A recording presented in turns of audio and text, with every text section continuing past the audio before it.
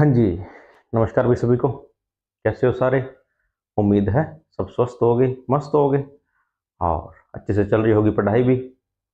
जिन बच्चों का अभी स्कूल लेक्चरर में सिलेक्शन हो चुका है उनको बहुत बहुत बधाइयाँ भी, उनके परिवार को बहुत बहुत बधाइयाँ। ठीक है, आप इस हकदार थे इस खुशी की, आपने मेहनत की थी तो आपको यह खुशियाँ मिलनी ही थी। ठीक है, जिनका नहीं हुआ है वह भी निराश मत हो भी, आगे और मेहनत करो, देखो कहाँ हमारी कमी रह गई थी, उस कमी को ठीक करो। आगे आने वाली भर्ती जो भी वैकेंसी आने वाली है, वैकेंसी का एग्जाम आने वाला है मई जून में, उसमें और अच्छा करो और अपना सिलेक्शन पक्का करो। ठीक है, फोर्थ ग्रेड वाले बच्चों के लगभग अभी मेडिकल चल रहे हैं तो वो भी अपना अच्छे से मेडिकल दें, अपने अच्छे से डॉक्यूमेंट पूरे रखें।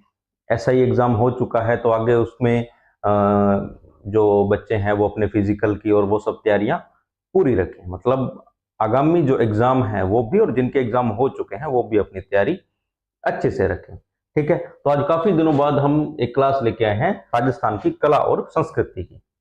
काफी टाइम हो गया था, हमने छोड़ रखी थी, तो मैंने सोचा एक क्लास लेके आते हैं, बहुत दिन हो गए हमने ये है पढ़ा नहीं है। ठीक है, क्या टॉपिक लेके आया? तो मैं आज हल्का सा एक टॉपिक लेके आया हूँ, राजस्थान के लोकगीत। तो एक बार इसका ना स्क्रीनशॉट लो, जल्दी लो स्क्रीनशॉट। एक बार ले लिया? चलो, तो लोकगीत होते क्या है? अगर मैं एक सामान्य परिभाषा पूछूं कि क्या होते हैं लोकगीत, तो देखो, मनुष्य ने जो भी गाया वह लोकगीत है। जो आपने गा दिया, आपने देखा होगा शादी ब्याह में महिलाएं गाती है, या कोई और प्रोग्राम होता है, महिलाएं पुरुष कोई भी गीत गाते हैं, या हम भी कई बार धुन ऐसे बैठे बैठे अकेले बैठे हैं कुछ गा रहे हैं, वो गीत है। अगर मैं इसमें लय, ताल, वाद्य, सुर सब कुछ जोड़ दूं तो संगीत हो जाएगा। ठीक है, सामान्य अगर मैं गा रहा हूं तो वह गीत है। अगर मैं उसमें सब कुछ जोड़ दूंगा, उसमें जो उसका ताल होता है, वाद्य होता है, एक गाने का क्रम होता है, उसको सब कुछ जोड़ दो तो वो है संगीत हो जाएगा। राजस्थान में लोकगीत गाए जाते हैं, हमारे देवताओं के हैं, हमारे बहुत सारी जो रस्में होती है उसमें, शादी विवाह या बहुत सारी चीजें होती है जिसमें लोकगीत गाए जाते हैं। और कहीं ना कहीं यही हमारी संस्कृति है। लोकगीत जो होते हैं वही संस्कृति को आगे लेके चलते हैं। हमने देखा होगा कि अब शादी ब्याह में हमारी दादियां जो गीत गाती थी, आज वह हमारी मम्मियां गीत गा रही है। कल को और जो नई पीढ़ी आएगी वह उन गीतों को सीखेगी और उनको पीढ़ी दर पीढ़ी आगे लेके जाएंगे। तो जो संस्कृति है, वो जो सभ्यता है, एक तरह की जो हमारा कल्चर है, उसको जो है वो गीत लेके चल रहे हैं। ठीक है, तो एक परिभाषा है एक दो। तो पहली परिभाषा क्या है? लोकगीत जनता की भाषा वह हमारी संस्कृति के पहरेदार हैं। किसकी है? तो महात्मा गांधी की, महात्मा गांधी जी। पूरा लेते हैं, सॉरी। तो लोकगीत क्या है? हमारी भाषा वह हमारी संस्कृति के पहरेदार है। हमारी भाषा जो है उसको आगे लेके जाते हैं, हमारी संस्कृति को आगे लेके जाते हैं, वो क्या है? लोकगीत है। अगली एक परिभाषा है, लोकगीत संस्कृति का सुखद संदेश ले जाने वाली कला है। देखो कितनी अच्छी बात बोली है कि जो लोकगीत है वह हमारी जो संस्कृति है उसका सुखद संदेश आगे लेके जाती है। किसने बोला है? तो रविंद्रनाथ टैगोर जी ने। ठीक है, अगली एक परिभाषा है, लोकगीत किसी संस्कृति के मुंह बोले चित्र है। क्या है? लोकगीत है, अगर मैं कोई गीत गा रहा हूं तो वह मेरी संस्कृति का एक मुंह बोला चित्र है। किसने बात बोली है? तो यह बोली है देवेंद्र सत्यार्थी जी ने। ठीक है, आप याद रखोगे। हो सकता है यह परिभाषा पूछ ले यह किसकी परिभाषा है, तो आप याद रखना भी आसान है, मुश्किल नहीं है। लोकगीत जनता की भाषा व हमारी संस्कृति के पहरेदार है, महात्मा गांधी जी। लोकगीत संस्कृति का सुखद संदेश ले जाने वाली कला है, रविंद्रनाथ टैगोर जी। और लोकगीत किसी संस्कृति के मुंह बोले चित्र है, देवेंद्र सत्यार्थी जी। याद हो जाएगा इतना? ठीक है, चलो अब एक गीत पढ़ते हैं, केसरिया बालम। सबने सुना होगा भी। हमारा जो राजस्थान का पर्यटन विभाग का जो लोगो है, स्लोगन है, वह क्या है? पधारो मारे देश। वह भी इसी गीत का है, केसरिया बालम। ठीक है, एक मिनट रुको भी आप।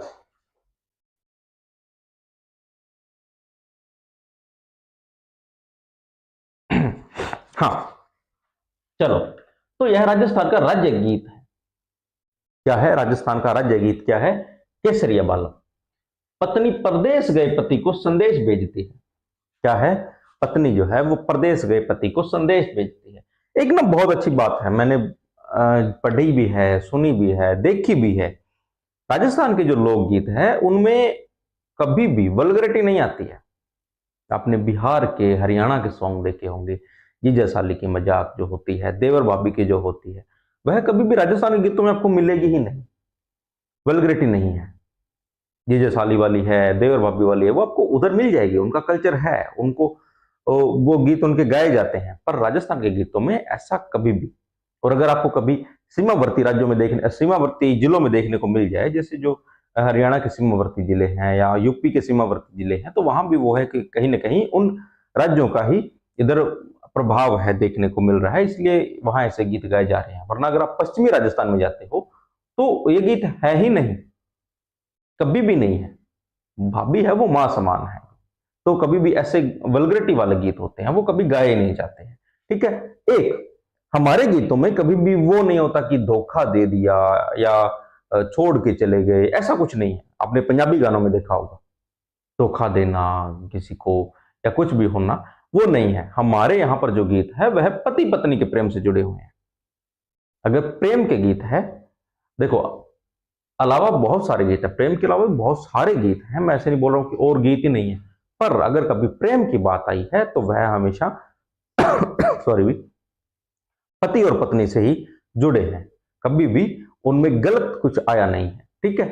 जो भी होगा पति पत्नी के होगा। क्या या तो पति और पत्नी साथ में है, कुछ गीत गा रहे हैं, या पति बाहर गया हुआ है, पत्नी उनके विरह में है, उनको वापस बुलाने के लिए गीत गा रही है, यही सब होता है। ठीक है। तो केसरिया बालम जो है वो भी पत्नी प्रदेश गए जो पति है उसको संदेश भेजती है, वापस बोलती है कि केसरिया बालम पधारो नी महाराज देश, मतलब अब तो तुम वापस आ जाओ, हमारे देश आ जाओ। ठीक है। बीकानेर की मांड गायिका अल्लाह जलाई बाई ने पहली बार बीकानेर महाराजा गंगा सिंह के दरबार में से गाया था। यह पूछी जा सकती है पहली बार किसने गाया था, तो अल्लाह जलाबाई में। कौन सी गायकी थी, तो मांड गायकी। गायकी मतलब उसकी कला कौन सी थी, किस तरीके से गाया था, तो मांड गायकी में। किसके दरबार में गाया था, तो महाराजा गंगा सिंह जी के दरबार में गाया था। ठीक है। वाद्य यंत्र पूछे तो इसमें सारंगी, कमायचा, खड़ताल, ढोलक इत्यादि वाद्य यंत्रों का प्रयोग होता है। और राजस्थान पर्यटन विभाग का नारा, स्लोगन जिसको बोलते हैं, वह क्या है भी, पधारो हमारे देश। इससे पहले कुछ बदल दिया था, अभी उससे पहले एक स्लोगन कर दिया था, जाने क्या दिख जाए, किया था। आपने एड भी देखी होगी, इसके कुछ आती थी एड भी, पर वो चेंज कर दिया, वापिस से यहीं पे आए, पधारो हमारे देश। ठीक है। तो इतनी बात आपको समझ आ गई होगी। इसका एक बार लो स्क्रीनशॉट आप।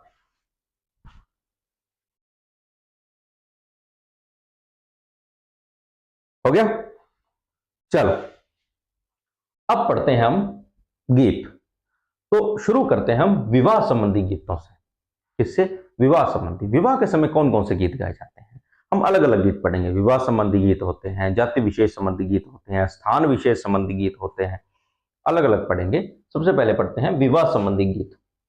तो जो गांव से बच्चा है ना, जो गांव से जुड़ा हुआ बच्चा है, जो अपने कल्चर से जुड़ा हुआ है, वह तो इनको आसानी से समझेगा, क्योंकि उसने देखे होंगे। हमने ये सारे गीत देखे हैं, जितने भी मैंने लिख रखे हैं सबने हमने देखे हैं, हमने सुने हैं। महिलाएं गाती है, हमने सुने हैं, कब गाए जाते हैं वो भी हमने देखा है, तो उनको पता होता है, उनको दिक्कत नहीं आती है।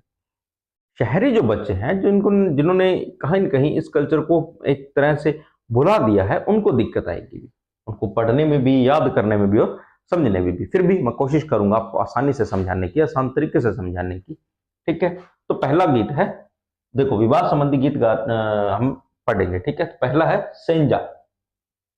सेंजा कब गाया, क्या है भी, तो विवाह गीत है, एक तरह का विवाह गीत है। क्यों गाया जाता है, तो अच्छे वर की कामना हेतु यह गीत गाया जाता है। अच्छे वर की कामना हेतु कौन गाएगी, तो लड़कियां गाएगी भी, कि उनको अच्छा वर मिले, इसलिए वह गीत गाएंगी। कौन सा? सेंजा। अब मान लो अच्छा वर मिल गया तो होगा क्या, सगाई। तो सगाई के समय गाए जाने वाले गीत क्या होते हैं, सगाई होते हैं। अब सगाई होगी तो एक दूसरे को क्या बोलते हैं, बधाई देते हैं, तो बतावा, मतलब शुभ अवसरों पर, शुभ अवसरों पर गाए जाने वाले गीत कौन से होते हैं, बधावा गीत होते हैं। अगला है चाक भात। चाक बात क्या है, तो जब शादी होती है तो उससे पहले क्या होते हैं, महिलाएं जो है वो कुम्हार जो होते हैं, जो घड़े बनाते हैं, उनके घर पर जाकर जो चाक होता है जिस पर घड़े बनाए जाते हैं उसकी पूजा करते हैं और उस समय गीत गाते हैं। उसको क्या बोलते हैं, चाक बात। तो महिलाएं कुम्हार के घर जाकर चाक की पूजा करती हैं और उस समय जो गीत गाती है वह होता है चाक बात। मैंने शॉर्ट में बातें लिखी है, पूरा लॉन्ग में बातें नहीं लिखी है, आप भी उतना करो, आपको याद रह जाएगा। ठीक है, अगला है मायरा या भात।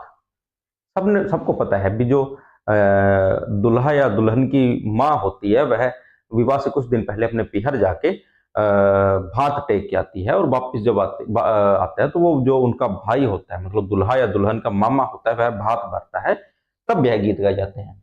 तो वर या वधु के मामा द्वारा भात भरते समय गाए जाने वाले गीत। और मुझे जो लगता है ना, ये प्रथा शुरू हुई है भात भरने वाला, ये क्यों हुई है? पहला तो जब एक समय था, उस समय क्या था कि महिलाएं प्रॉपर्टी में हिस्सा नहीं लेती थी, कहीं ना कहीं महिलाएं प्रॉपर्टी में हिस्सा नहीं लेती थी। तो होता क्या था कि एक तो उसको जब शादी होती है तब उसको सामान दे देंगे, फिर जब उसके बच्चों की शादी हो रही है तब भी उसका जो भाई होता है, बच्चों का मामा होता है, वह कुछ तोहफे उनको देता है। तो कहीं ना कहीं वही कल्चर शुरू है कि हमने जब आपकी प्रॉपर्टी में हिस्सा नहीं लिया है, आप हमें गिफ्ट दे दो या कुछ भी कर दो। मैंने देखा हुआ है जब ये कई बार ऐसी वीडियो आती है कि 1 करोड़ का मायरा भात भरा, 2 करोड़ का भात भरा, मायरा भरा, लोग कमेंट करते हैं कि ये दहेज दे रहे हैं। नहीं भाई, दहेज नहीं है ये भाई अपनी बहन को दे रहा है उनके बच्चों की शादी के लिए। दहेज अलग चीज आ गई, यह अलग चीज है और यह फिक्स नहीं होता है, मांगते नहीं है, बहन मांगती नहीं है अपने भाई से कि मैं अपने बच्चों की शादी कर रही हूं, मुझे तो 10 लाख दे, 20 लाख दे। नहीं, मैंने 500 भी देखे हैं और 50,000 भी देखे हैं। फिक्स नहीं होता है, अगर भाई के जेब में 500 है तो 500 ही देगा, हाँ मेरे पास इतने हैं, फिक्स नहीं होता। ठीक है, तो यह मायरा या भात हो गया। अगला है पिट्ठी। पिट्ठी, इसको अगर मैं आसान भाषा में बोल तो हल्दी, हल्दी की जो रस्म होती है, तो वर या वधु को उबटन पिट्ठी या हल्दी लगाते समय गाए जाने वाले गीत। हल्दी वाला आपको जल्दी समझ आएगा क्योंकि यह रस्म आजकल बहुत जोरों शोरों से होने लग गई है। सारे पीले वस्त्र पहनते हैं, पूरा सेटअप लगता है, पूरा घर पीला कर दिया जाता है। असल में ऐसा नहीं होता तभी, पर अब शुरू हो गया है। ठीक है, चलो अगला है कांकन डोरा। कांकन डोरा क्या होता है, वर या वधु बोलते हैं कि जब वो वर या वधु एक उनको पीठी वगैरह लग गई तो वो सुंदर लगते हैं, तो उनको होता है कि कहीं बाहर जाएंगे या कुछ भी, तो उनको नजर जल्दी लगती है, तो नजर से बचाने के लिए उन्हें या उनके क्या करते हैं, कांकन डोरा बांधे जाते हैं। तो वर वधु के हाथ पैर पर डोरा बांधते समय गाए जाने वाला गीत क्या होता है, कांकन डोरा। अगला है रात्रि जगा या रात्रि जोगा भी बोलते हैं इसको, रात्रि जागरण को बोलते हैं रात्रि जोगा। महिलाएं क्या करती है, रात को पूरी रात जाकर अपने जो देवता होते हैं, संत होते हैं, किसी के भी भजन गाती है, उसको क्या बोलते हैं, रात्रि जोगा। यह विवाह से एक दो दिन पहले होता है, और वैसे भी अगर कई बार होता है कि आसपास के आस पड़ोस की महिलाएं इकट्ठी होकर नॉर्मली भी रात को पूरी रात को भजन गा लेती हैं, उसको भी रात्रि जोगा बोलते हैं। और विवाह के समय जो गाया जाता है उसको भी रात्रि जोगा बोलते हैं। ठीक है, एक बार स्क्रीनशॉट लो यहां तक आप।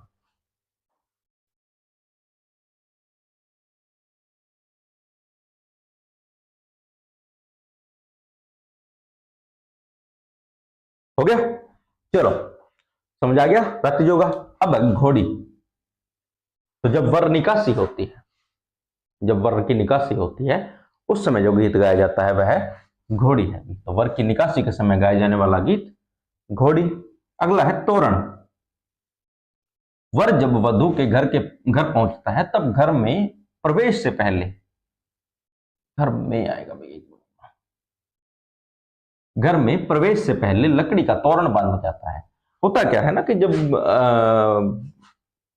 वर जो है वो वधु के घर के बाहर पहुंचता है तो एक गेट के बाहर तोरण बांधा जाता है, और वर जो है उसको उस तोरण को अपने जो तलवार होती है, जो भी उसके पास होता है, उससे टच करना होता है। तोरण मारना एक मुहावरा भी है, तोरण मारना मतलब वीरता का प्रयास करना होता है।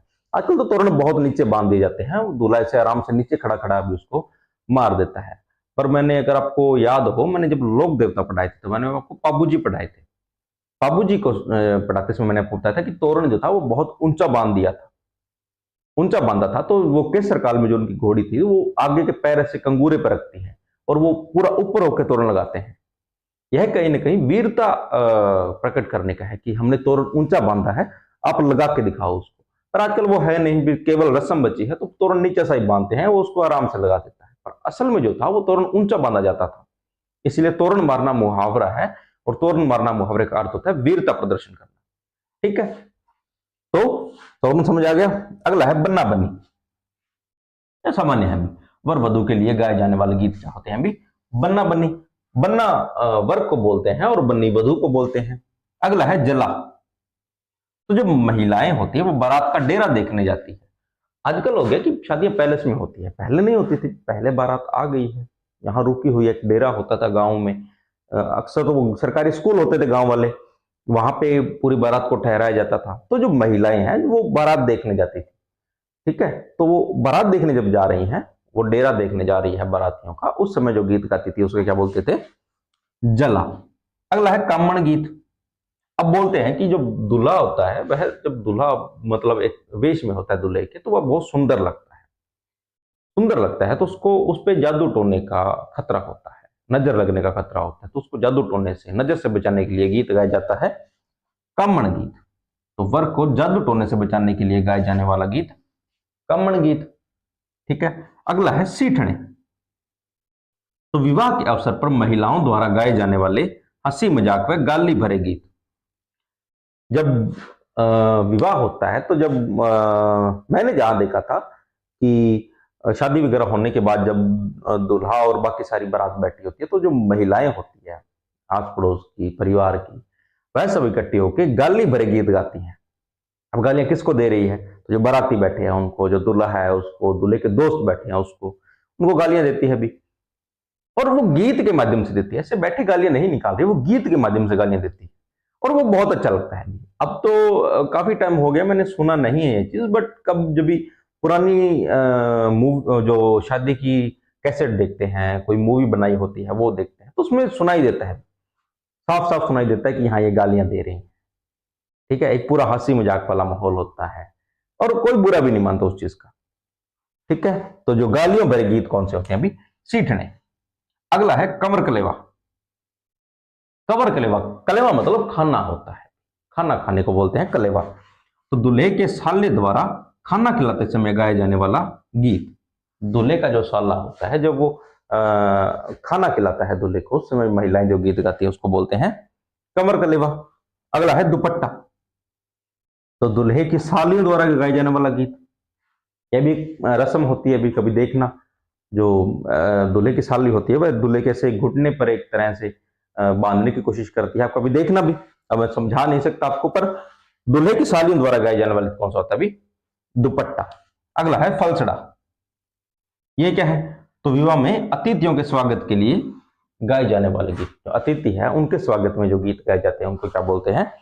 फलसड़ा। और पावना। पावना बोलते ही दामाद को है। ठीक है, पावना मतलब दामाद जब ससुराल आता है उसको पावना बोला जाता है। तो दामाद के ससुराल के में आने में भोजन कराते समय गाए जाने वाला गीत। एक तो जब दामाद ससुराल में आया है तब, या फिर जब वो भोजन कर रहा है उस समय गाए जाने वाला गीत जो होता है वो पावना। आजकल बहुत कम बचा है भी, पर मैंने देखा है ग्रामीण क्षेत्रों में आज भी यह कल्चर चल रहा है, और अच्छी बात है, चलता रहे। कहीं न कहीं यही हमारी संस्कृति को आगे लेके जा रहे हैं।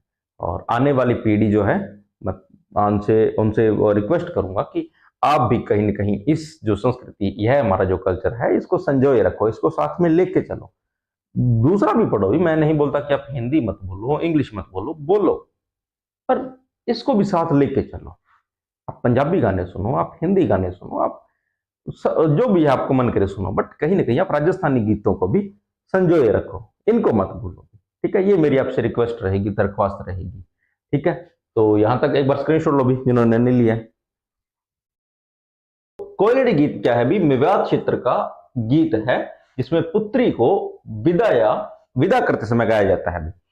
जब पुत्री की विदाई होती है तो उस समय कौन सा गीत गाया जाता है? तो कोयलड़ी गीत गाया जाता है। ये हमारा विवाह संबंधी एक गीत रह गया था। ठीक है, आज हम पढ़ेंगे विरह या वियोग के संबंधित गीत। विरह गीत, वियोग गीत, और राजस्थान में प्रचलित भी यही थे, विरह गीत थे। क्यों? क्योंकि एक पश्चिमी राजस्थान एक ऐसा इलाका है जहां पर रोजगार नहीं था। अब पुरुष जो था उसको कमाने के लिए, रोजगार के लिए बाहर जाना पड़ता था। बाहर कहाँ? तो वो कोई दूसरे देश नहीं जाता था, वो मालवा जाता था। मालवा हो गया, यूपी हो गया, मध्य प्रदेश जो इलाका है वहां जाता था। ठीक है, तो वो जो पत्नी थी वो विरह में थी, वो गीत गाती थी उसको वापस बुलाने के लिए। ठीक है, वही हमारे विरह संबंधी गीत है। और मैंने आपको कल बताया था अभी पिछली क्लास में कि राजस्थान के जो गीत है उनमें वल्गैरिटी नहीं है, वह पति पत्नी के प्रेम से संबंधित गीत है, चाहे वह विरह हो चाहे उसमें प्रेम हो। ठीक है, चलो विरह संबंधित गीत, जिसमें पहला गीत है कुरंजा। बहुत प्रसिद्ध गीत है कुरंजा।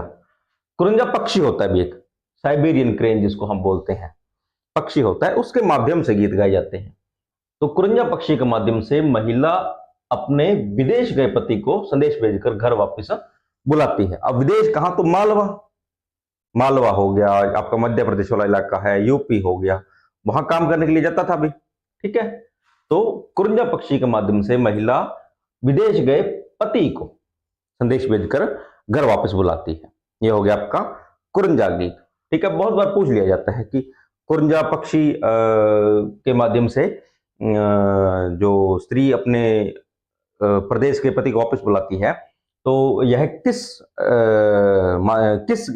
श्रेणी का गीत है, तो वह विरह संबंधित गीत है। ठीक है, अगला है सुवटिया। सुवटिया होता क्या है, तो सुवटिया तोते का पर्यायवाची है। सुवटिया मतलब तोता।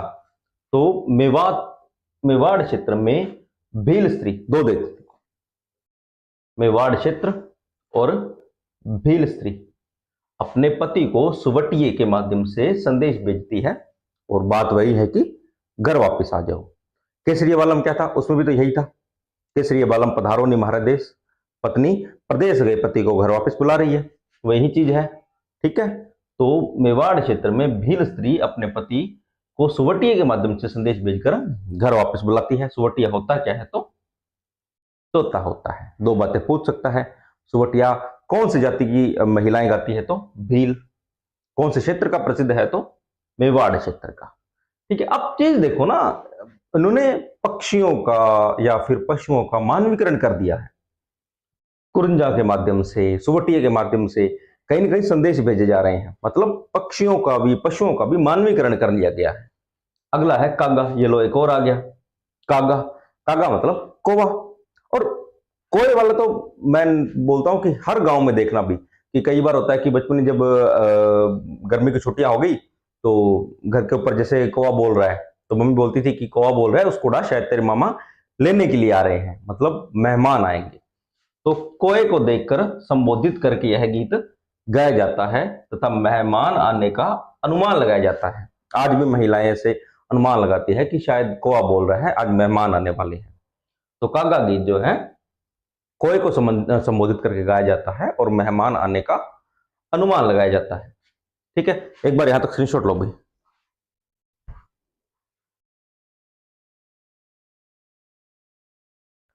हो गया, चलो अगला है हिचकी सॉन्ग। हिचकी, आज मैं, ये वैसे सॉन्ग है ना कि ये सॉन्ग, सॉरी गीत है, ये वैसे गीत है कि आप आज भी देखना, ये हम आज भी इनको मानते हैं। हिचकी आने पर हम बोलते हैं कि कोई हमें याद कर रहा है, यही बोलते हैं कि हमें हिचकी आती, तो हम बोलते हैं कि शायद हमें कोई याद कर रहा है। तो हिचकी क्या है कि किसी की याद आने पर गाया जाता है, किसी की याद आने पर गाया जाता है, और मेवात क्षेत्र का प्रसिद्ध है, ये थोड़ा ध्यान रखना। हिचकी गीत किस क्षेत्र का प्रसिद्ध है, तो मेवात क्षेत्र का। और कब गाया जाता है, तो किसी की याद आने पर। ठीक है, ओलियो। ओलियो का मतलब होता है भी याद आना, मतलब सेम ही है।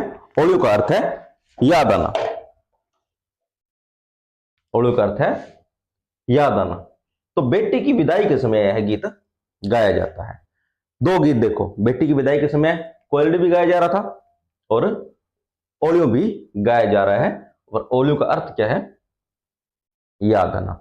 शब्द घुमा के पूछ सकता है, ओलियो गीत कब गाया जाता है, तो बेटी की विदाई के समय। अगला है झोरवा। झोरवा, इससे प्रश्न बनता है कि यह किस क्षेत्र का प्रसिद्ध है, तो जैसलमेर क्षेत्र का। झोरवा गीत कहां का प्रसिद्ध है, तो जैसलमेर क्षेत्र का प्रसिद्ध लोकगीत, जो पति के प्रदेश जाने पर उसके वियोग में गाए जाते हैं। वही बात आ गई, पत्नी वियोग में गीत गा रही है अपने पति के, किस क्षेत्र का प्रसिद्ध है, तो जैसलमेर क्षेत्र का प्रसिद्ध है। अगला है चिरमी।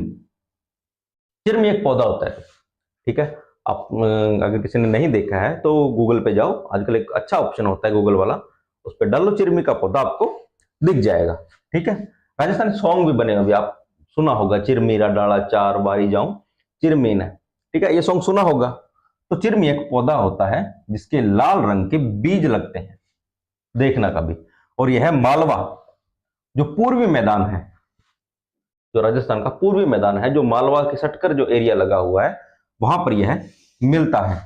और नववधु अपने भाई या पिता की प्रतीक्षा करते हुए यह गीत गाती है। पहली बात, चिरमी कहाँ का पौधा है? तो मालवा के पूर्वी मैदान का पौधा है, ठीक है, जिस पर लाल रंग के बीज लगते हैं। क्यों गाया जाता है? तो जो नववधु होती है वह अपने भाई या पिता की प्रतीक्षा करते हुए यह गीत गाती है कि कब मुझे वह लेने आएंगे, ठीक है। अगला है पपैया गीत। पपैया मतलब पक्षी। देखो कितने पक्षी आ गए, हमने यहाँ कुरंजा के माध्यम से भी गीत गाया, सोवटिया के माध्यम से भी गीत गाया, कागा के माध्यम से भी गीत गाया, यहाँ पपैया के माध्यम से भी हमने गीत गा रहे हैं। है क्या वही, क्या पति प्रीतम या पति पत्नी। तो क्या है कि प्रेयसी अपने प्रीतम को उपवन में आकर मिलने के लिए कहती है, किसके माध्यम से? पपैया पक्षी के माध्यम से। यह भी एक गीत है, ठीक है। अगला है पीपली, यह विरह गीत है भी, यह शेखावाटी क्षेत्र का है। यह बहुत पूछा जाता है कि पीपली जो गीत है वह किस क्षेत्र का प्रसिद्ध है? तो शेखावाटी क्षेत्र का। और वर्षा ऋतु में यह गाया जाता है। गीत कौन सा है? तो विरह गीत। वहीं पत्नी अपने पति के विरह में यह गीत गाती है, कौन सा? पीपली। अगला है सुपनो। सुपनो मीन्स सपना, ड्रीम, ठीक है। तो रात्रि में स्वप्न का वर्णन करते समय गाया जाने वाला विरह गीत, ठीक है। आप इनके नाम याद रखना, कुरंजा, सोवटियो, कागा, हिचकी, ओलियों, जोरवा, चिरमी, पपैया, पीपली, सुपनो। कई बार पूछ लेता है कि इनमें से कौन सा विरह गीत है या कौन सा नहीं है। तो बहुत आसान प्रश्न होता है कि आप जो गलत कराओगे, तो ऐसे गलती मत करना भाई। हाँ जी, तो इससे पहले हमने विवाह के गीत पढ़ लिए थे, कुछ विरह संबंधित गीत होते हैं वो हमने पढ़ लिए थे। आज हम लेके आए धार्मिक लोकगीत। धार्मिक जो हमारे धार्मिक कार्य में गाए जाते हैं वो लोकगीत है। धार्मिक कौन से कि कोई हमने आराधना में किसी के गा दिया, या हमने कोई त्योहार पे गा दिया, वे जो गीत हैं वे लोकगीत, हमारे धार्मिक लोकगीत हैं, ठीक है। अब जैसे रामदेव जी के जागरण में कुछ गाया है, तेजा जी के गाया है, पाबू जी के गाया है, वो मैं अलग अलग नहीं पढ़ाऊंगा अभी यहाँ पे, वो हमने वहां पढ़ लिया था कौन सा गीत कहाँ गाया जाता है, ठीक है। आज हम यहाँ मेन गीत ही पढ़ेंगे कौन कौन से होते हैं, ठीक है। तो पहला है गणगौर। गणगौर एक त्योहार है भी, ठीक है। राजस्थान का एक प्रमुख त्योहार माना जाता है गणगौर, और गणगौर पे ही लगभग त्योहारों का अंत भी मान लिया जाता है। आती कब है ये? तो चैत्र शुक्ल तृतीया को यह आती है। तो गणगौर पर जो गीत गाए जाते हैं वह बस सीधी सी बात है कि गणगौर त्योहार पर गाए जाने वाले गीत कौन से कहलाते हैं? गणगौर के। अच्छा, किसके गीत गाए जाते हैं? तो यह दो शब्द है, गण और गौर, शिव और पार्वती के गीत गाए जाते हैं, ठीक है। अगला है तीज। तीज भी सबको पता है अभी, श्रावण मंथ में आती है, श्रावण महीने में, ठीक है। कब आती है? तो श्रावण शुक्ल तृतीया को यह आती है। तो तीज के त्योहार पर वह श्रावण माह में महिलाओं द्वारा गाए जाने वाले गीत, एक तो तीज से शुरू हो जाते हैं गाए जाने, और उसके बाद पूरे श्रावण महीने में यह गीत गाए जाते हैं, कौन से? तीज के। तो ये तो आप देख लो कि कब गाए जाएंगे गणगौर के गीत, तो चैत्र महीने में, ठीक है। और तीज कब गाई जाएगी? तो श्रावण महीने में। ये भी आसान से रहेगा। अगला है पावड़े। पावड़े क्या होते हैं? तो महापुरुषों की वीरता का उल्लेख करने के लिए गाए जाने वाले गीत। किसी भी महापुरुष की वीरता है, पराक्रम है, उसका उल्लेख करने के लिए हम गीत का माध्यम से उसका उल्लेख करते हैं, उसे क्या कहेंगे? पावड़े। अब हम बोल देते हैं कि गोगा जी के पावड़े हैं, जैसे गोगा जी की वीरता का प्रदर्शन करने के लिए जो पावड़े गाए हैं, रामदेव जी के हैं, पाबू जी के हैं, ठीक है, उसको क्या बोलते हैं? पावड़े। मतलब किसी महापुरुष की वीरता का प्रदर्शन हमने किया है, उसको गीतों के माध्यम से बताया है, उसको बोलते हैं पावड़े। अगला है कुकड़ी। ये तो कुछ बच्चों ने नाम ही पहली बार सुना होगा। तो रात्रि जागरण जो होता है, जो रात्रि जागरण लगाया जाता है, उसका जो अंतिम गीत जो होता है उसको बोलते हैं कुकड़ी। रात्रि जागरण का अंतिम गीत जो होता है उसको बोलते हैं कुकड़ी। अगला है हरजस। हरजस मतलब भगवान की आराधना में गाए जाने वाले भजन या गीत, तो श्री कृष्ण व राम की लीलाओं का वर्णन करने वाले धार्मिक लोकगीत। ठीक है, किसी भी लोक देवता बोल सकते हैं, हम लोक देवता बोल सकते हैं, देवता बोल सकते हैं, उनकी आराधना में जो हमने गीत गाए उनको बोलते हैं हरजस। ठीक है, लंगुरिया गीत, ये हमने जब लोक देवियां पढ़ी थी तो मैंने आपको बताया था। ठीक है, तो केला देवी जो कि करौली में इनका मंदिर है, त्रिकुट पहाड़ी पर इनका मंदिर बना हुआ है, उनकी आराधना में जो लोक गीत गाए जाते हैं उनको क्या बोलते हैं? लंगुरिया।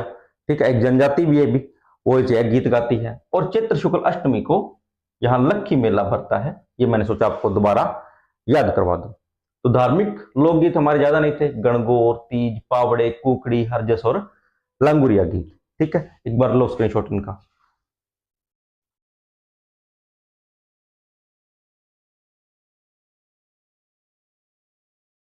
चलो अब आगे देखते हैं श्रृंगारिक लोकगीत। श्रृंगारिक लोकगीत कौन से कि श्रृंगार करते समय गा लिए या श्रृंगार से जुड़े हुए लोकगीत हैं, जैसे घूमर, घूमर लोकगीत, ये तो भी कॉमन है।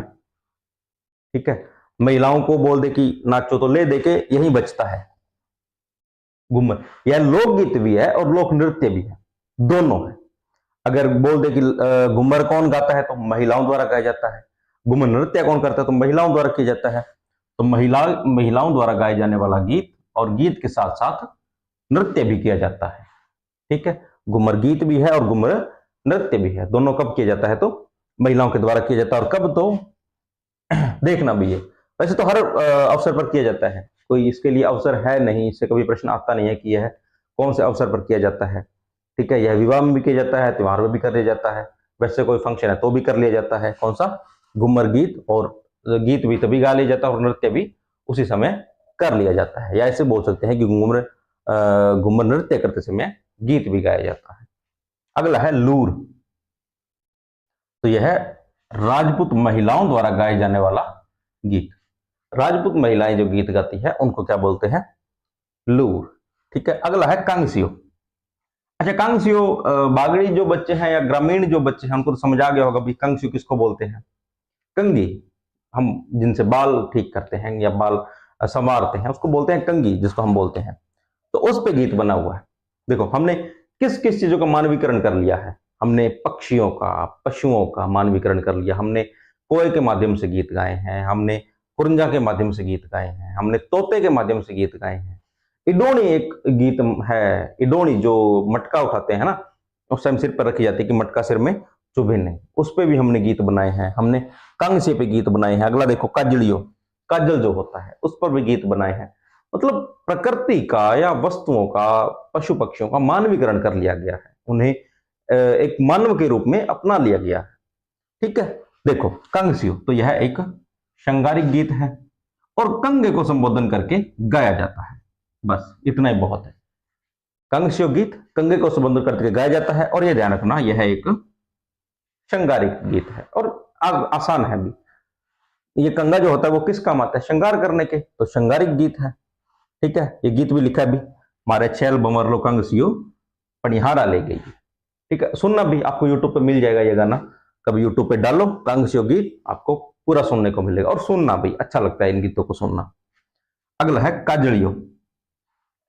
तो जो 16 श्रृंगार माने जाते हैं महिलाओं के, उसमें एक काजल भी होता है भी। ठीक है, तो काजल 16 श्रृंगारों में से एक होता है और यह एक श्रृंगारिक लोकगीत है, यह भी एक श्रृंगारिक लोकगीत है। ठीक है, इस गीत को होली के अवसर पर वह चंग के साथ गाया जाता है। एक मिनट को भी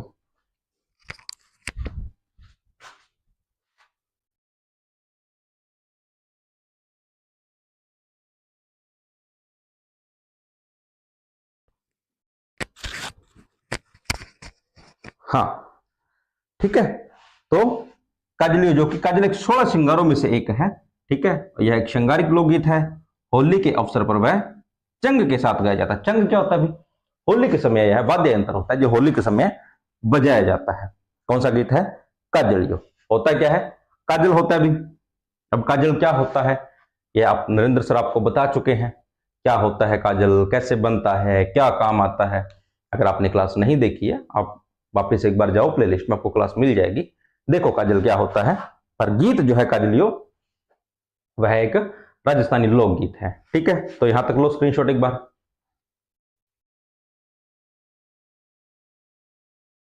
हाँ, तो इससे पहले हमने विवाह के लोकगीत पढ़ लिए थे, कुछ धार्मिक लोकगीत पढ़ लिए थे, कुछ श्रृंगारिक लोकगीत पढ़ लिए थे। आज हम पढ़ेंगे क्षेत्र विशेष के लोकगीत। वह लोकगीत तो एक किसी क्षेत्र विशेष में गाए जाते हैं। उससे पहले भी आरएस का रिजल्ट आ चुका है। जिन जिन विद्यार्थियों का चयन हुआ है उनको बहुत बहुत बधाइयां भी। गंगानगर से एक लड़की, ततारसर से एक लड़की का हुआ भी, उसको भी बहुत बहुत शुभकामनाएं, बधाइयां। हम कामना करेंगे कि आगे भी उसको ऐसे ही तरक्की मिलती रहे। अब वो आरएएस में है, एक स्टेट पीसीएस एग्जाम में है, कल को अगर वो यूपीएससी की तैयारी करे तो उसको उसमें भी उसको उतनी ही कामयाबी मिले। ठीक है, और बाकी भी इससे प्रेरणा लो, इससे सीखो, मोटिवेशन लो। असली मोटिवेशन यही है भी, यहाँ से मोटिवेशन लो और अपनी तैयारी में लगे रहो। आप भी ऐसे ही चयनित होकर अपने माता पिता का एक जो सपना होता है वो पूरा करो, अपने सपनों को पूरा करना भी। ठीक है, और यह सब पॉसिबल है आपके चयनित होने के बाद। ठीक है, चलो तो आज हम क्षेत्र विशेष के लोकगीत पढ़ेंगे। वे लोकगीत तो किसी क्षेत्र विशेष में गाए जाते हैं। मान लो मारवाड़ का कोई लोकगीत है, मेवाड़ का कोई लोकगीत है, या हाड़ौती क्षेत्र का कोई लोकगीत है, तो किसी क्षेत्र विशेष में गाए जाने वाले जो लोकगीत होते हैं वह आज पढ़ेंगे। जिनमें हम बिछुड़ो पढ़ेंगे, ढोला मारू पढ़ेंगे, हम सीडो है, पंचीड़ा है, रतवई लोकगीत है, मुम्बल है, इधर तो रसिया है, और हरणी या लोवड़ी लोकगीत है। ठीक है, ये लोकगीत आज हम पढ़ेंगे। ठीक है, चलो एक बार स्क्रीनशॉट लो, जिन्होंने नहीं लिया ले लो स्क्रीनशॉट।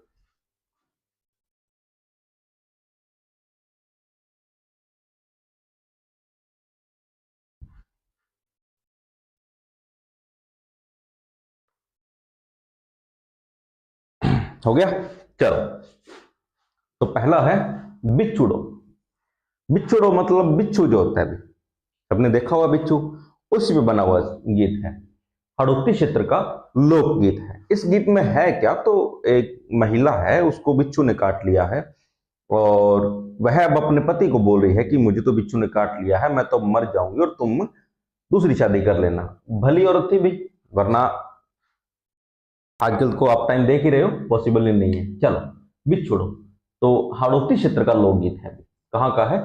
हाड़ौती क्षेत्र का लोकगीत है, और महिला को बिच्छू काटने पर वह अपने पति को दूसरा विवाह करने के लिए कहती है। ठीक है, कि मुझे तो बिच्छू ने काट लिया है, मैं तो मर ही जाऊंगी, आप दूसरा विवाह कर लेना। कोई खाना पकाने वाली आप खुद मत पकाना भाई, कोई और पका के देगी आपको खाना। चलो, अगला है ढोला मारू।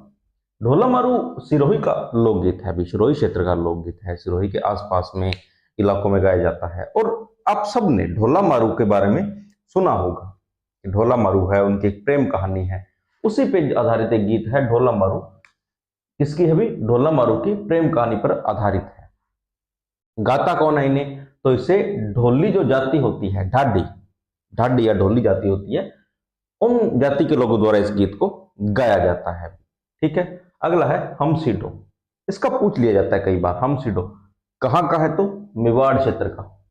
हम सीडो कहाँ का है? तो मेवाड़ क्षेत्र का प्रसिद्ध लोकगीत है।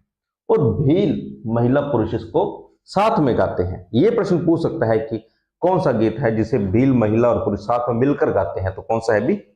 हम सीडो है। ठीक है, हम सीडो, नाम ही देखो ना, हम मतलब साथ में है।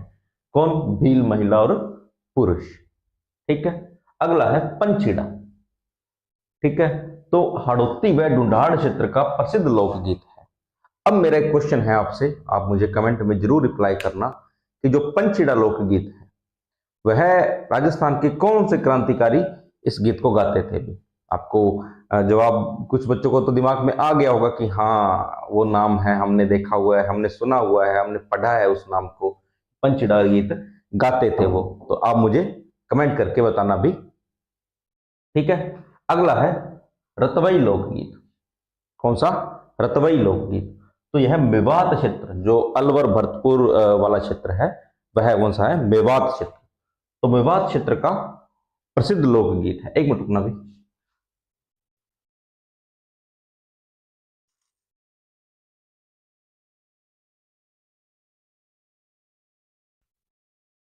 हाँ जी, तो यह मेवात क्षेत्र का प्रसिद्ध लोकगीत है।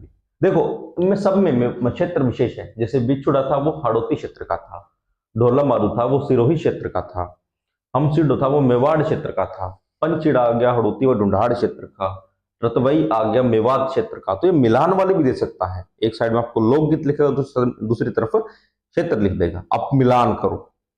वो भी दे सकता है, प्रश्न बनाने को कुछ भी बना सकता है। उसको 3-4 प्रश्न जब एक साथ पूछने होते हैं तब या तो वो कथन वाले प्रश्न देता है या वो मिलान वाले प्रश्न देता है। ठीक है, चलो रतवई लोकगीत है वो मेवात क्षेत्र का प्रसिद्ध लोकगीत है। महिलाओं द्वारा रतवई नृत्य करते समय यह गाया जाता है। जब महिलाएं रतवई नृत्य करती है तभी रतवई गीत भी गाया जाता है। ठीक है, और पुरुष जो है वो पुरुष क्या करेंगे तो वह अलगोजा या टामक वाद्य यंत्र बजाएंगे। कौन से वाद्य यंत्र? अलगोजा या टामक वाद्य यंत्र।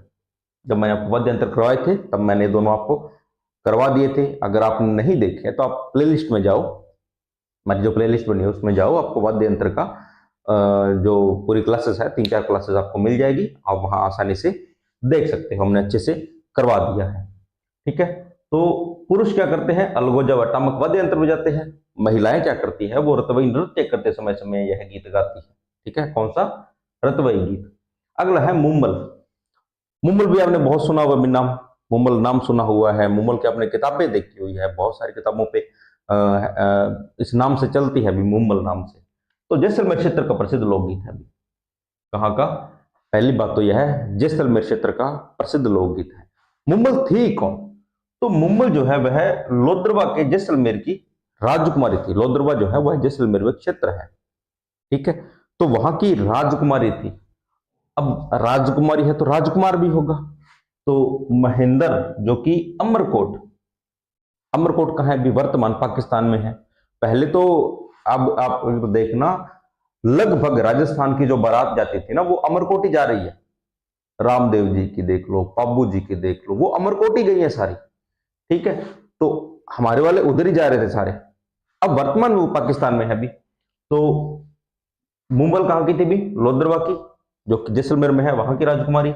और महेंद्र जो था वो है अमरकोट, जो कि वर्तमान में पाकिस्तान में है, वहां का राजकुमार था। और इन दोनों का जो प्रेम वर्णन है, इन दोनों का प्रेम वर्णन वो इस गीत में बताया गया है। किसमें? मुम्मल गीत में। और यह सौंदर्य वर्णन का लोकगीत है। सौंदर्य भी बोल सकते हैं, श्रृंगारिक बोल सकते हैं, यह लोकगीत है। ठीक है, तो मुम्मल, इससे अब प्रश्न अगर आ जाए कि कहाँ का प्रसिद्ध लोकगीत है तो जैसलमेर का। राजकुमारी मुम्बल कहाँ की थी? तो लोद्रवा की थी, जो कि जैसलमेर में है। महेंद्र कहाँ का था? तो वह अमरकोट का था, जो कि वर्तमान पाकिस्तान में है। और इनका जो गीत है वह कौन सा गीत है? तो श्रृंगारिक गीत बोल सकते हैं इसको, सौंदर्य वर्णन का गीत बोल सकते हैं। ठीक है, चलो अगला है रसिया। ये गीत भी सुना होगा भी लोग ने, लगभग सबने सुना होगा। ठीक है, ब्रज क्षेत्र में गाया जाता है। राधा कृष्ण की जो प्रेम कहानी बोल सकते हैं या उनके प्रेम वर्णन पर जो है यह गीत आधारित है। अब राधा कृष्ण का प्रेम ब्रज क्षेत्र में ज्यादा है। ब्रज कौन सा है? तो आपका जो भरतपुर वाला इलाका है, भरतपुर धौलपुर क्षेत्र का प्रसिद्ध लोकगीत है। तो रसिया जो होगा वह भी वही का है।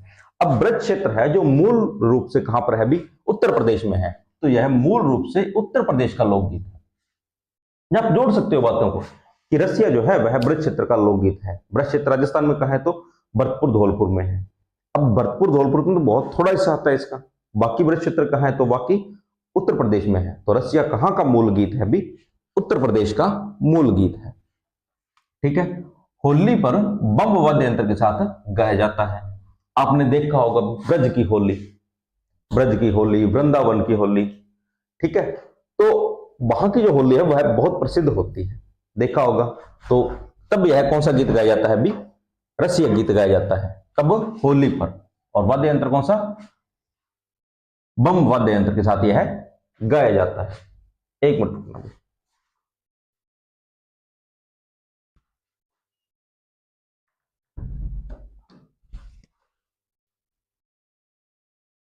ठीक है, अब देखो भी प्रेम वर्णन पर अगर है तो यह श्रृंगारिक गीत होगा, श्रृंगारिक तो है। अब राधा कृष्ण की प्रेम कहानी पर है तो कहीं ना कहीं वह भगवान थे भी, राधा कृष्ण दोनों भगवान थे, तो भक्ति संबंधित लोकगीत भी है। ठीक है, भगवान श्री कृष्ण वह राधा के प्रेम पर आधारित लोकगीत कौन सा है अभी? रसिया, जो कि ब्रज क्षेत्र में गाया जाता है। ब्रज क्षेत्र धौलपुर भरतपुर वाला इलाका है। मूल रूप से ब्रज क्षेत्र जो है वह उत्तर प्रदेश में है, इसलिए यह भी मूल रूप से उत्तर प्रदेश का ही लोकगीत है। अगला है लोवड़िया हरनी लोकगीत। कहां का? तो मेवाड़ क्षेत्र का लोकगीत है क्या कि दीपावली से 15 दिन पहले, मेवाड़ क्षेत्र में दीपावली से 15 दिन पहले लड़कों की टोलियां गाना गाते हुए निकलती है। लड़के झुंड बना लेंगे दीपावली से 10 दिन पहले 15 दिन पहले, और झुंड निकाल कर लिख लेंगे गांव में या अपने शहर में, गांव में, ठीक है। और जो टोलियां होती हैं उसे कहते हैं लोवड़ी या हरनी, ठीक है। अब लड़के तो घूम रहे हैं टोलियां बना के, लड़कियां क्या करेगी भी? तो इस अवसर पर लड़कियां जो गीत गाती हैं उसे कहते हैं घड़ल्यो, ठीक है। इस क्षेत्र पर इस अवसर पर जो लड़कियां गीत गाएगी उन्हें क्या बोलेंगी भी? घड़ल्यो, ठीक है। तो ये हो गए हमारे क्षेत्र विशेष के लोकगीत। इनका लो स्क्रीनशॉट आप एक बार।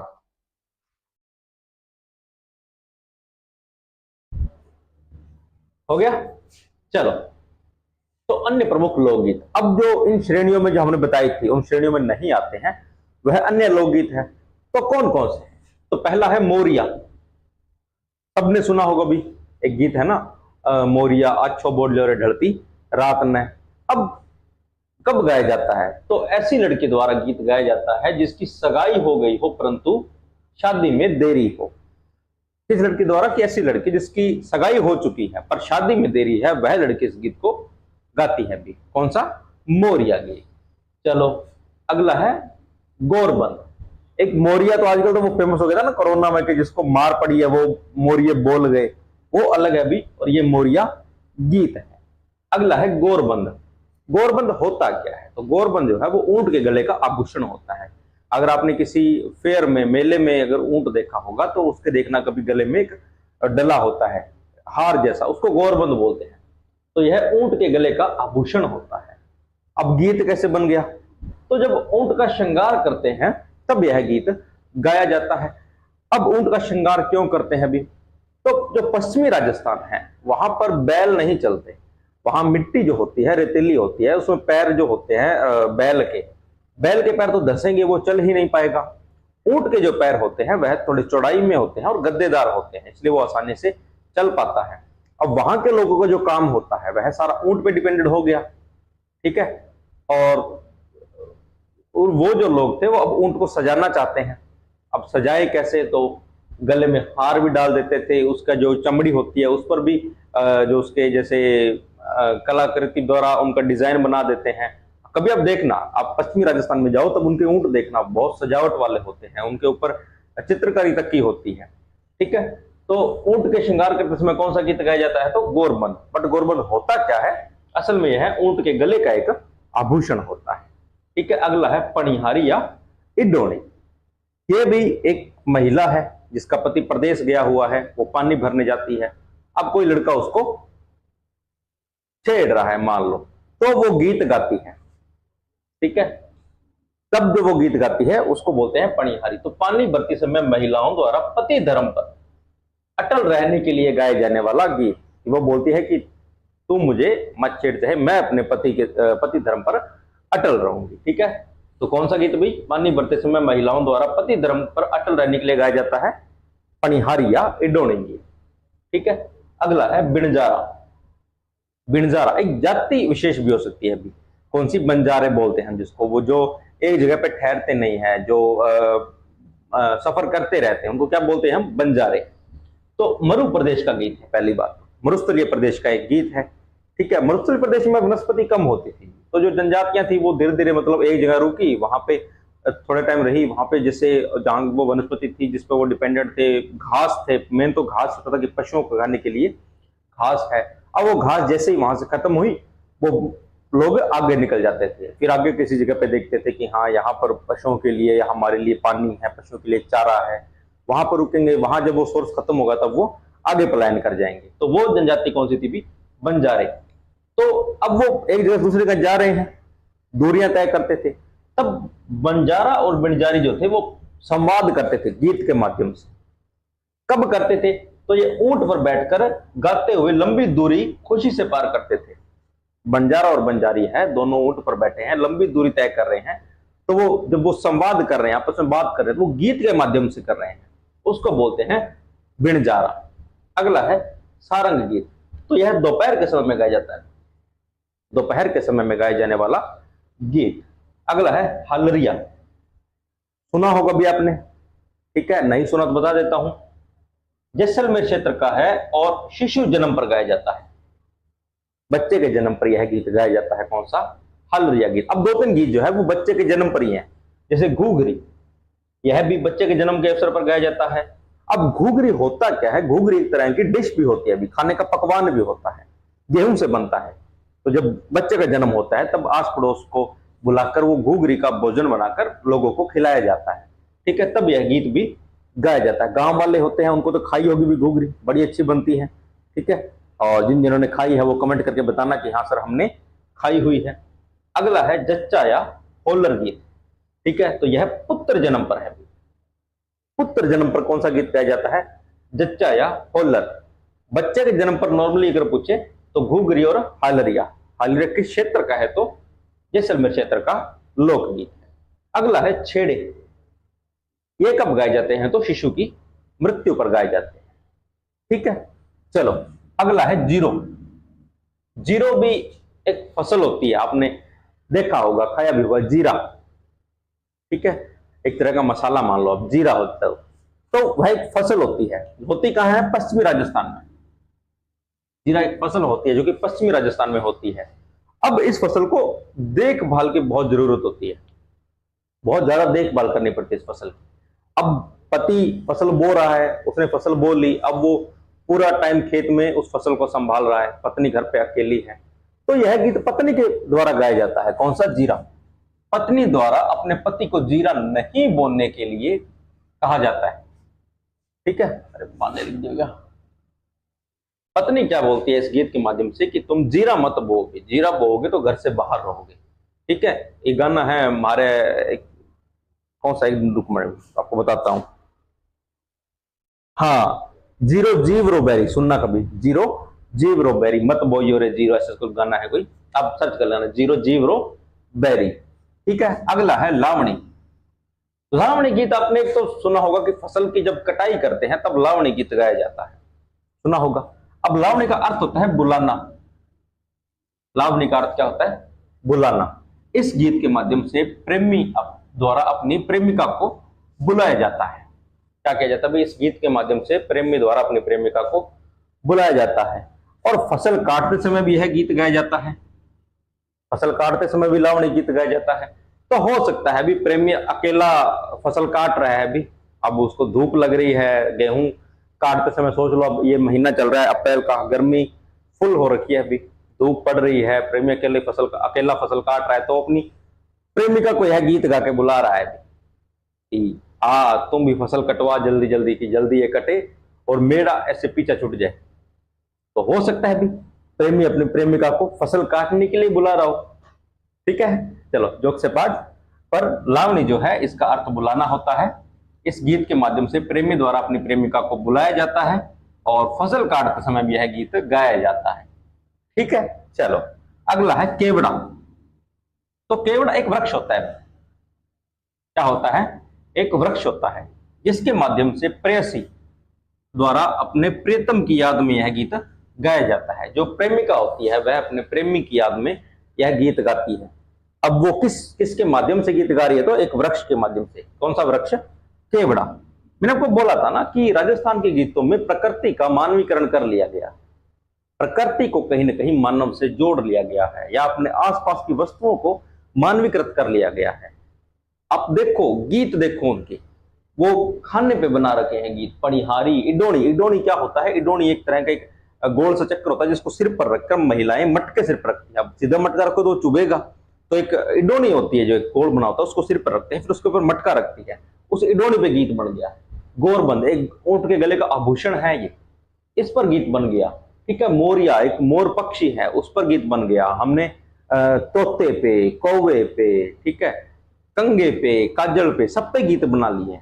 हमने प्रकृति को, अपने आसपास की वस्तुओं को, इन सब का मानवीकरण कर लिया गया है राजस्थान के गीतों में, ठीक है। चलो अगला है रतन राणो।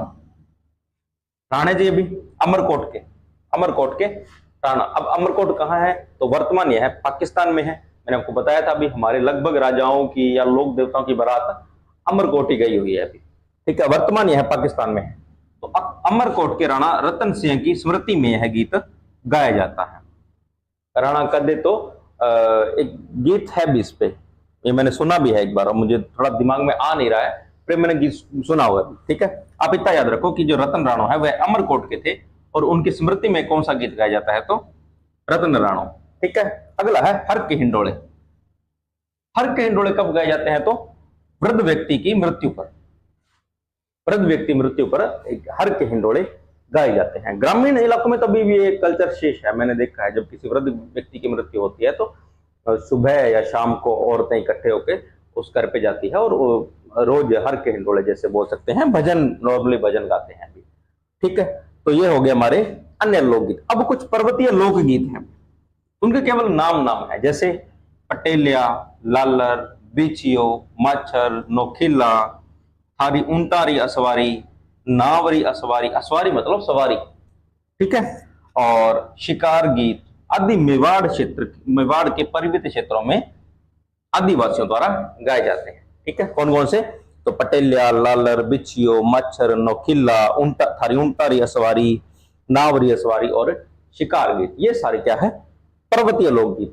तो एक बार इनका स्क्रीनशॉट लो आप, लो स्क्रीनशॉट।